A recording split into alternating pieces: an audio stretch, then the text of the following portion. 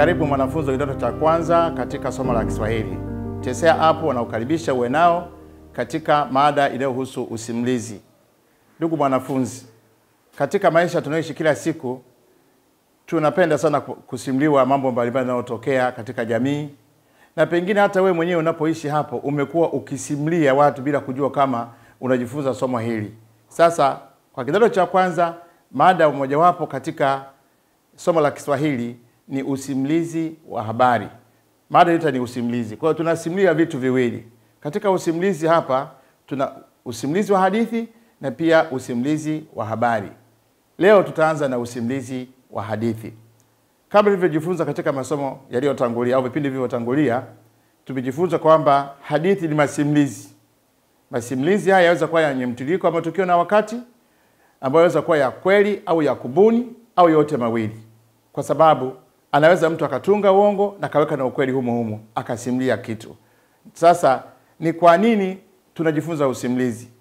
Tutakuja kuona hapo baadaye kwamba mada hii ni muhimu sana katika maisha. Kwa sababu hatuwezi kuishi kwa kufanya kazi tu. Tunahitaji pia burudani. Tunahitaji pia mafunzo. Tunahitaji maonyo, tunahitaji maelekezo. Maelekezo tutayapata wapi? Tunayapata kupitia katika masimulizi. Ndugu mwanafunzi, tunaposimulia hadithi kuna mambo muhimu ambayo yanatupasa tuyazingatie. Hapa nimeorodhesha mambo 8. Yapo mambo mengi sana, lakini haya ni ya msingi katika usimulizi wa habari au usimulizi wa hadithi. Huwezi ukasimulia hadithi bila kuyazingatia au kuyapitia haya mambo. Bila kufanya hivyo, usimulizi wako wa hadithi utakuwa pengine hujakaa vizuri, hautakuwa na manufaa kwa yule anayekusikiliza. Lengo la kipindi hiki sio kukusimulia hadithi, bali ni kukuandaa na kuelekeza ili wewe uweze kusimulia hadithi vizuri zaidi. Ninaamini umewahi kusimulia hadithi kwa watu mbalimbali au wewe mwenyewe umewahi kusimuliwa, lakini kwa sababu hukuelekezwa mambo muhimu ya kuzingatia wakati unaposimulia, hukuweza kufaidi vizuri. Sasa tuende moja kwa moja kwa kuangalia jambo la kwanza. Msimulizi wa hadithi hana budi kuzingatia matamshi sahihi. Katika mada ya kwanza ya mawasiliano nilieleza kwamba mawasiliano ni kupeana habari. Na ili mawasiliano yaweze kukamilika, basi tunahitaji kutumia matamshi sahihi. Matamshi sahihi ni yapi?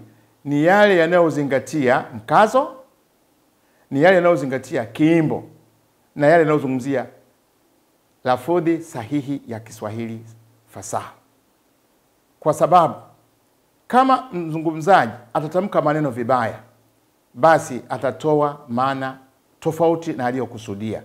Na kwa sababu haya ni masimulizi, ina maana huyu anayesimuliwa hakioni kile kinachozungumziwa. Yeye anategemea matamshi yako wewe unayesimulia. Kwa hiyo huna budi kuzingatia matamshi sahihi. Jambo la pili ni kupambanua kauli. Ndugu mwanafunzi, katika kipengele cha kauli tuna kauli halisi na kauli taarifa. Kauli halisi na kauli taarifa. Kauli halisi ni ipi? Kauli halisi ni yale maneno ya mzungumzaji wa kwanza, mwanzilishi. Kwa mfano, mimi hapa nikisema ninapenda hadithi, wewe uliyenisikiliza unatoka unaenda kuambia mtu wa tatu kwamba mwalimu alisema. Kwa sababu wewe unatoa taarifa ya kile nilichokisema mimi, hukuzungumza haya maneno, itabidi utumie kauli taarifa. Useme mwalimu alisema kuwa anapenda hadithi. Huwezi ukasema na mimi napenda hadithi. Hapana, kwa sababu wewe hupendi hadithi. Nayependa hadithi ni mimi. Kwa hiyo unaposimulia ni lazima uzingatie kupambanua kauli. Kwa sababu unasimulia hadithi mfano ya sungura na fisi. Sungura akasema, sasa hapo inabidi unukuu maneno aliyosema sungura, urudie vile vile alivyosema sungura. Hapo sasa utakuwa umepambanua kauli. Lakini kama utatumia kauli taarifa, basi kuna hatari ama kuna hatihati ya kile unachokisimulia kushindwa kueleweka vizuri, kwa sababu masimulizi manake wahusika watakuwa wengi. Kwa tunazungumzia mkutano wa wanyama, ile hadithi iliyosimuliwa sana, mkutano wa wanyama wakati wa ukame. Mkutano uliongozwa na mwenyekiti Simba, basi kulikuwa kwa wanyama wengi. Sasa kila mnyama alizungumza. Kwa hiyo unaposimulia ni lazima uhakikishe kila kauli iliyosemwa na mnyama tofauti unainukuu kama ilivyo. Hapo sasa utaweza kumsaidia huyo anayesikiliza aweze kupambanua kwamba kweli maneno haya yalisemwa na msika fulani na sio huyo anayesimulia. Kwa sababu mimi ninayesimulia kwa mfano nitatumia lugha ya maelezo, lakini katika maelekezo yale ndani kuna kuulizana maswali. Sasa swali linapokuwa limewekwa kwenye kauli taarifa, huwa linapoteza ile nguvu kama ambavyo litakuwa limesimuliwa au limeelezwa na msemaji wa awali. Hili ndio jambo la pili ambalo msimulizi wa hadithi anapaswa kulizingatia. Jambo la tatu ni kutumia takriri. Ndugu mwanafunzi, takriri ni nini? Kipengele hiki kinatumika sana katika mashairi. Unapokuwa unasoma shairi kama lina beti 3, utaona kwamba mara nyingi ule mstari wa mwisho huwa haubadiliki. Sasa kurudia huku kwa mstari ama neno fulani, basi ndio tunasema takriri. Kwa sababu tunazungumzia usimulizi wa hadithi. Katika kusimulia hadithi, wakati mwingine unalazimika kumshirikisha hadhira wako aweze kwenda pamoja na wewe, aweze kukielewa unachokizungumza.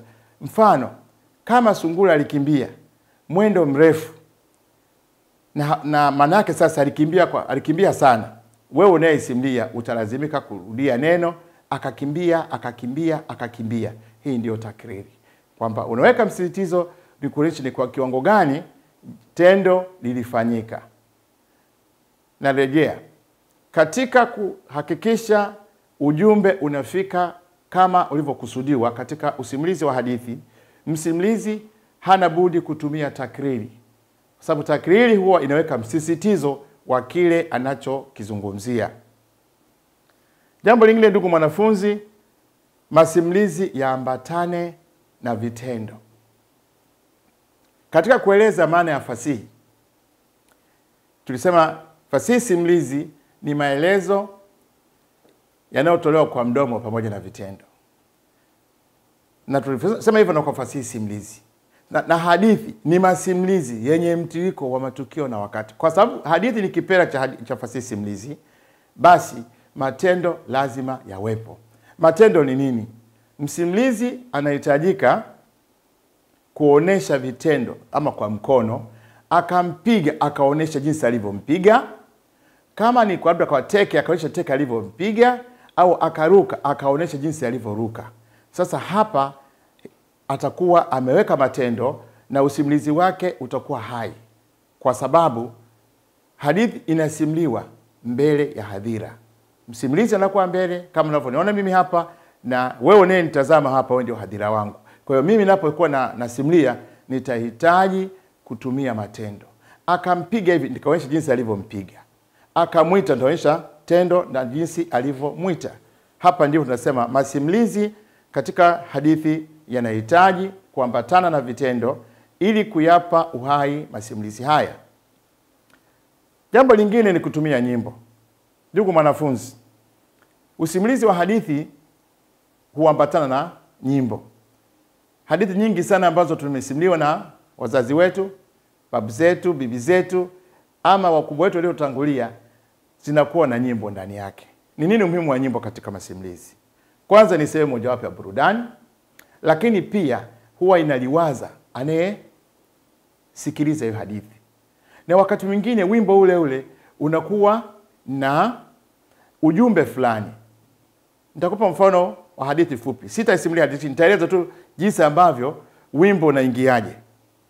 Katika hadithi hii, sungura na kicheche walialikwa kwenye sherehe ya kila mmoja kuonesha mambo aliyoyafanya katika maisha yake. Sasa tukio la nyuma lilikuwa kwamba wakati umeenda kuwinda, walimkamata kanga na kicheche akaachiwa jukumu la kumwandaa huyu. Sungura akapumzika kidogo. Kwa bahati mbaya, kanga alivyoanza kuiba vizuri, Kicheche akaingiwa na tamaa. Akaonja kidogo, akanogewa. Matokeo akajikuta amemaliza kanga wote. Alipomaliza kanga mzima, akaona sasa hakuna namna. Njia pekee ni kukusanya mifupa iliyobaki na kuitupia motoni na yeye kujifanya amelala. Sungura aliposhtuka akaona tu kwamba mifupa inaungulia pale. Na Kicheche akajidanganya au akajifaragua kwamba na yeye mwenyewe alisinzia. Sasa Sungura aligundua, lakini hakumwambia.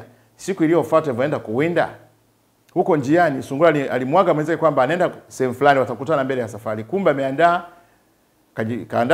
majani ya mgomba, akaenda kajifunga, kupoteza utambulisho wake, na akawa ameandaa rungu kubwa. Kwa hiyo akamtokea kwa mbele huyo Kicheche na kumpiga sana virungu vingi hadi Kicheche akarudi amevimba mwili mzima.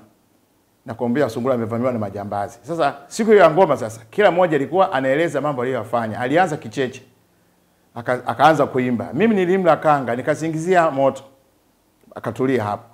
Sungura naye alipofika zamu yake, akaingia uwanjani, wanyama wamezunguka, akaanza kueleza.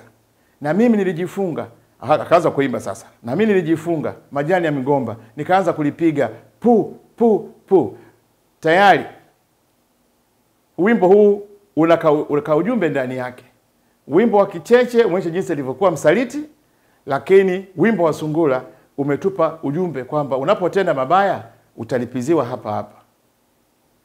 Ndugu wanafunzi, kwa hiyo umeona jinsi nyimbo ambavyo zinaweza kusaidia kueleweka kwa hadithi inayosimuliwa. Jambo lingine ambalo msimulizi hana budi kulitumia ni maigizo. Naposema maigizo ni kuiga, kama nilivyotoa kusimulia kwamba akaanza kumpiga. Kwa hiyo nitaoneshea alivyokuwa anampiga. Anaona na rungu pu pu pu. Naonesha vitendo. Haya ndio maigizo. Naigiza nilivyokuwa ninafanya. Kwa hiyo unaposimulia, mimi sio Sungura, lakini naweza nikaigiza jinsi Sungura alivyokuwa anafanya. Akakimbia hivi, naonesha vitendo alivyofanya. Hapa nitakuwa nimeigiza.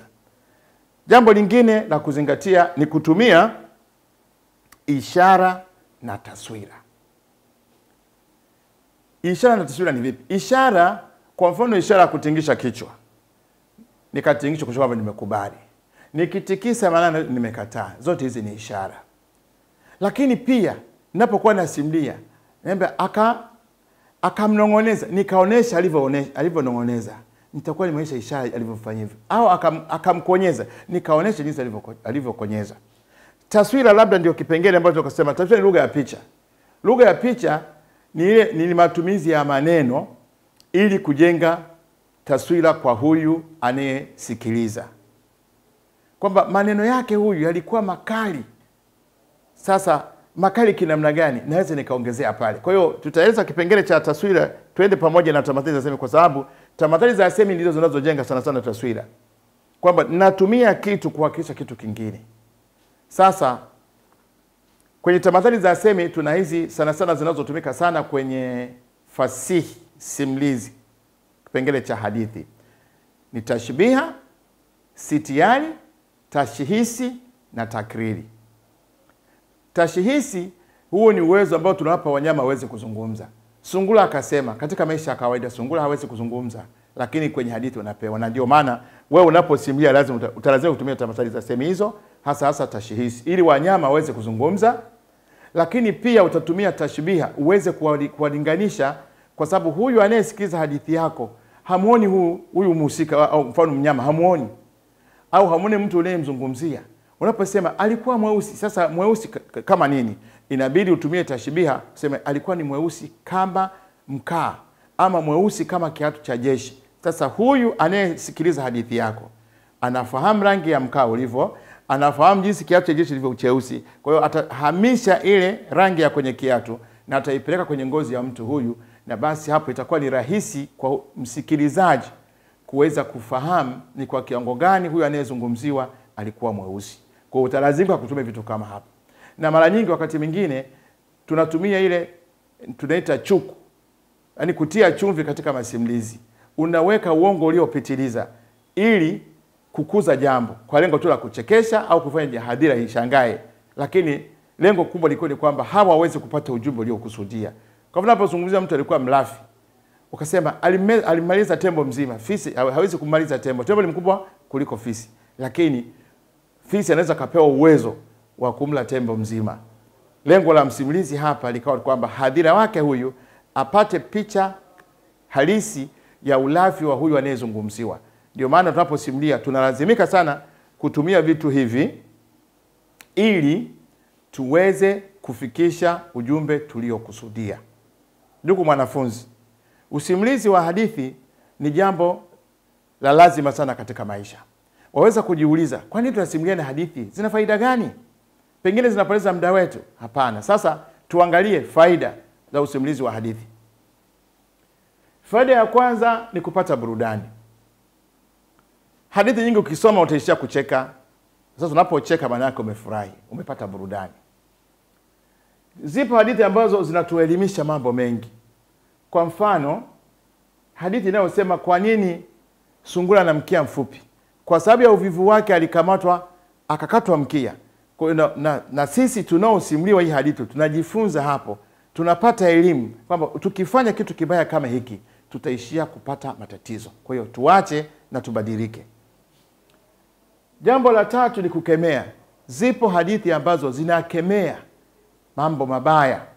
Mfano, kuna wanakijiji fulani waliamua kuchagua kiongozi. Katika kuchagua kiongozi waliweka masharti au vigezo ambavyo kila mmoja asingeweza kuwa navyo. Kwa mfano alisema awashinde wote kwa urefu, awashinde wote kwa mali, awashinde wote kwa uzuri, awashinde wote kwa ubaya, awashinde wote kwa ufupi. Ndugu mwanafunzi, kwa vigezo kama hivi asiwezi kupatikana mtu. Hawezi mtu akawa mrefu kuliko alafu akawa mfupi kuliko wote, mtu yule mmoja. Haiwezekani. Maana atakuwa na kigezo kimoja kile atakikosa. Awashinde wote kwa uzuri, alafu awashinde wote kwa ubaya. Ni kitu ambacho hakiwezekaniki. Kwa hiyo sasa lengo ni nini? Ni kuwakemea watu kama hawa waache kujidanganya katika maisha ya kawaida. Kwa sababu kuna vitu ambavyo havipo, hata tungefanya vipi hatuwezi kuvitimiza. Faida nyingine ni kuendeleza utamaduni. Utamaduni ni mambo tunayofanya katika maisha yetu. Kila jamii ina maisha yake. Tamaduni zetu, kwa mfano mila, desturi, shughuli tunazozifanya, ndio maana zipo hadithi zinazosimulia umuhimu wa kufanya kazi, umuhimu wa uwindaji, umuhimu wa kutembeleana, kuhudumia wagonjwa. Vitu vyote hivi ni vya lazima sana katika kuendeleza tamaduni zetu. Kwa hiyo tutahitaji kuendelea kusimulia hadithi ili tuweze kuendeleza utamaduni wetu. Jambo lingine ni kuhimiza utendaji wa kazi. Ndugu mwanafunzi, utendaji wa kazi ni kitendo cha kufanya shughuli. Zipo nyimbo, zipo hadithi ambazo zinawasema watu wasiofanya kazi wanalaumiwa kwamba mimi siwezi kwenda kukaa kwenye familia ya fulani kwa sababu familia hii ni wavivu. Kwa hiyo kutakuwa na mtu ameandaliwa kwenye hadithi yako ya masimulizi anayefanya kazi vizuri mpaka watu wanampenda, halafu na ambaye hafanyi kazi jamii inamtenga. Sasa sisi tunaosimuliwa hiyo hadithi tutakuwa tumehimizwa tutende kazi, tuache uvivu. Faida nyingine ni kuhimiza ujasiri na mwenendo bora katika jamii. Zipo hadithi ambazo zinahimiza watu kuwa majasiri, kuhimiza ujasiri. Ujasiri ni nini ndugu mwanafunzi? Ujasiri ni kile kitendo cha kutoogopa jambo lolote. Zipo hadithi ambazo tunaona sungura ni mdogo lakini anaweza kupambana na wanyama wakubwa na akafanikiwa. Zipo hadithi ambazo tunaona kwamba mhusika fulani anakuwa ni shujaa, anaenda polini kuwinda au kwenda kuokoa wenzake, haogopi hatari na anapambana na mazimwi, anapambana na majoka makubwa na anafanikiwa, anapasua tumbo la nyoka na watu wanatoka. Ni hadithi ambazo zinahimiza watu wawe jasiri na pia kuwe na mwenendo bora. Majukumu ya hadithi ni mengi. Hapa nimeweka tu mfano wa faida ambazo tuwaweza kuzipata kupitia hadithi. Kwa hiyo tufanye nini sasa ndugu mwanafunzi? Jibu ni sahihi. Tuendelee kusimuliana hadithi kwa sababu hadithi hizi zina faida nyingi. Na hapa nimeweza kusema hivyo basi tunapaswa kuendelea kusimuliana hadithi ili tuendelee kupata burudani, tuendelee kupata elimu, tuendelee kupata maonyo tuendelee kukemea yasiyostahili, tuweze kuendeleza utamaduni, tuendelee kupata mambo mbalimbali ambayo tunahitaji katika maisha. Tuendelee kuwahimiza vijana wetu wawe jasiri. Tuendelee kuwahimiza vijana wetu waache matendo maovu, kwa sababu hadithi ambayo itakuwa inamhusu mhusika muovu, mwisho wa hadithi ile atapata adhabu. Kwa hiyo wanaosikiliza wataweza kubadilika. Labda nikwambie kitu kimoja. Fasihi kama fasihi haizungumzii mnyama wala kitu, bali humzungumzia binadamu na ubinadamu wake. Ninarudia. Fasihi kama fasihi haimzungumzii mnyama wala kitu, bali humzungumzia binadamu na ubinadamu wake. Sasa fisi na sungura na wanyama wengine wanaingiaje?